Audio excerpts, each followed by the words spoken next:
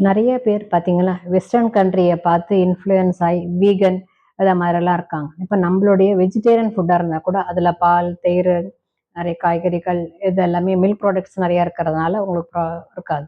But அங்க வந்து எதுவுமே கிடையாது. அதே மாதிரி நம்ம இங்க வந்து வெறும் ஃபாலோ பண்றோம். அப்படி ஃபாலோ பண்றதுனால என்ன ஆகுதுன்னு கேட்டீங்கன்னா, சீக்கிரமே அவங்களுக்கு வந்து அதனுடைய நியூட்ரிஷன்ஸ் இல்லாம ரொம்பவே வீக்கா போயிடுறாங்க.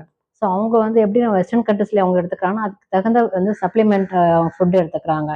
டேப்லெட்ஸ் அது மாரி நெறைய எடுத்துக்கிறாங்க. விட்டமின்ஸ் டேப்லெட்ஸ் இந்த மாரிலாம் எடுத்துருக்காங்க. நம்ம வந்து ஐயோ! டேப்லெட்ஸா அப்படின்னு சொல்லிட்டு நம்ம வந்து அத வந்து அவாய்ட் பண்ணிடுறோம்.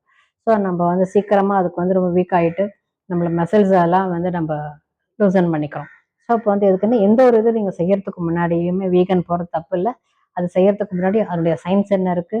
அதனுடைய டீட்டெயில்ஸ் என்ன இருக்குன்றத நீங்க அதனுடைய ஃபுல் ஹிஸ்டரி தெரிஞ்சுக்கிட்டு, நம்ம எப்பயுமே ஒரு இதுல இறங்குறது வந்து ரொம்ப நல்லது. எடுத்தோம் கவுத்தோம்ன்னு சொல்லிட்டு நம்ம வந்து நான் இன்னையிலேருந்து வெயிட் லாஸ் பண்றேன். சில பேர் வெறும் ஃப்ரூட்ஸ் மட்டும் அப்படி சாப்பிடுறப்ப பார்த்தீங்கன்னா, நெறைய ஃபேட்ஸ்லாம் வந்து அக்குமுலேட் ஆகுமே, மசில்ஸ்லாம் வந்து உங்களுக்கு நெறைய லூசன்ஸ் ஆகும்.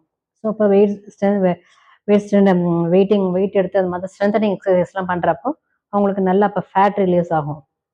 அதனால எந்த ஒரு இது பண்ற மாரி இருந்தாலும், டயட்ல இருக்கிறதா இருந்தாலும், நீங்க கொஞ்சம் ஹிஸ்டரிஸ் எப்படின்னு உங்க அதோட ரீட் பண்ணிட்டு, அனலைஸ் பண்ணிட்டு இப்ப இறங்குங்க. நெறைய ஜெனரேஷன் இப்ப அப்படிதான் இறங்குறாங்க. ஸோ அதெல்லாம் நீங்க அனலைஸ் பண்ணாம நம்ம வெஸ்டர்ன் கண்ட்ரீஸோ அதெல்லாம் ஃபாலோ பண்றது தப்பு இல்ல. இதுக்கு தெரிஞ்சுக்கிட்டு பண்ணுங்க. தெரிஞ்சுக்கிட்டு உங்களோட பாடிய நல்லா ஹெல்த்தியா வச்சுக்கோங்க. Thank you.